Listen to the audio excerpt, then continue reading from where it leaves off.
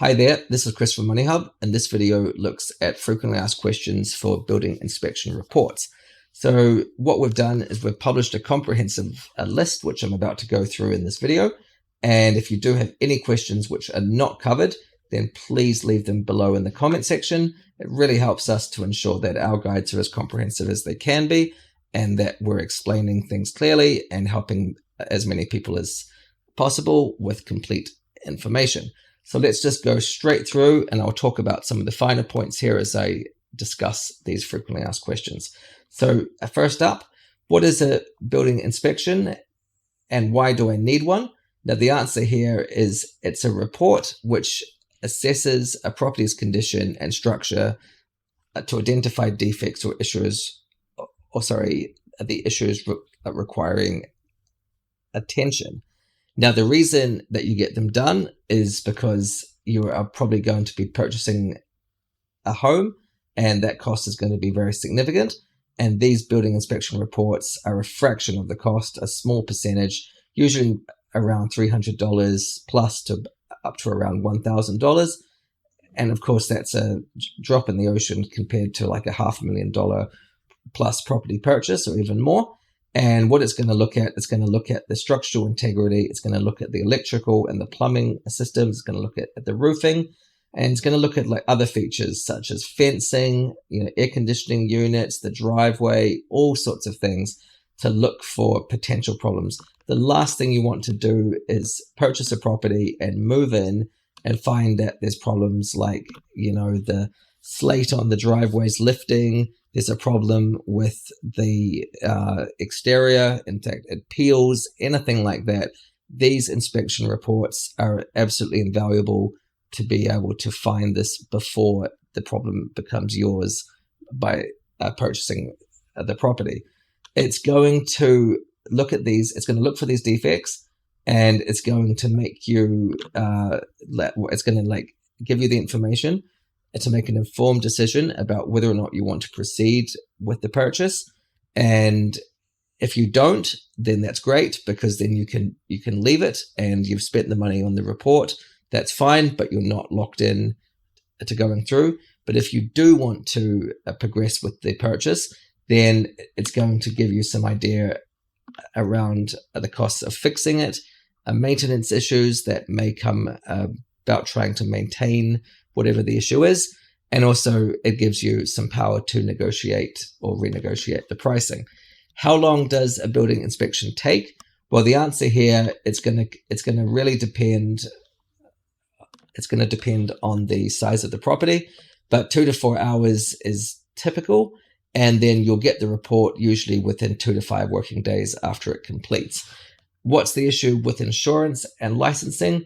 Well, within Queensland, which is the sample what I'm reading here, then yes, building inspectors must be licensed and registered with the QBCC, and you'll see a similar state link for your respective city. Now, if I'm a home buyer, when should I schedule a building inspection?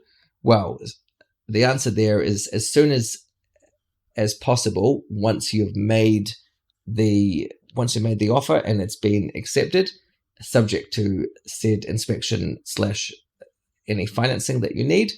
This gives you enough time to review the report and make an informed decision. You don't want to be doing it before you've had your offer accepted, because that's just pointless. Like, you may not, and then you've spent the money getting this thing done.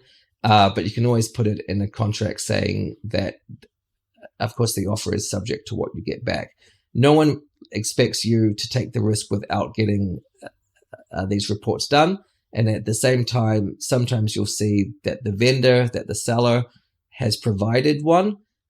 We would say that is sometimes risky and should be disregarded, because it's better to do your own due diligence and to get one done yourself than rely on their copy, because that's not something that you have organized, and you just want to make sure that you're getting the report which you're paying for.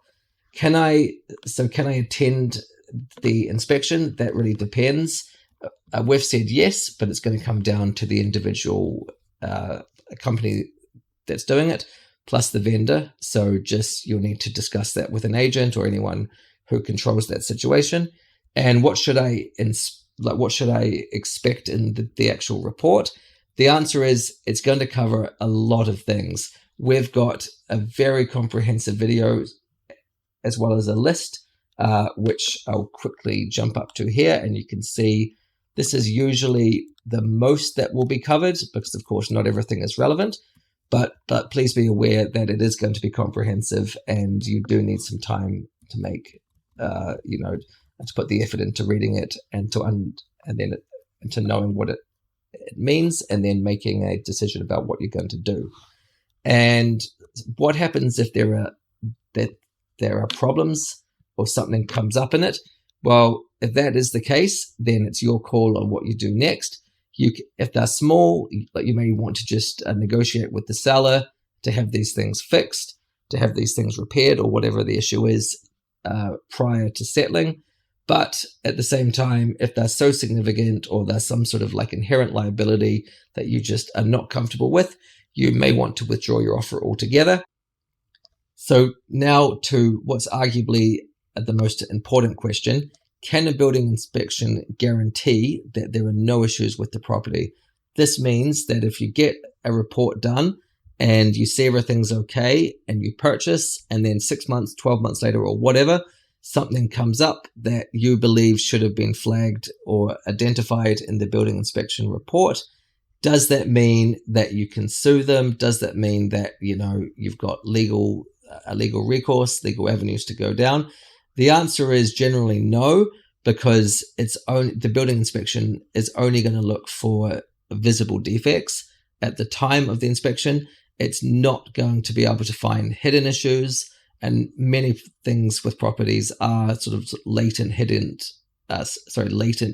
hidden problems that come to rise later on, much later on. It's not things that you can see, of course. So this means that if future problems do arise, then you will be responsible for them in most cases, unless, of course, it was negligence with the builder, and then you'll have some recourse there.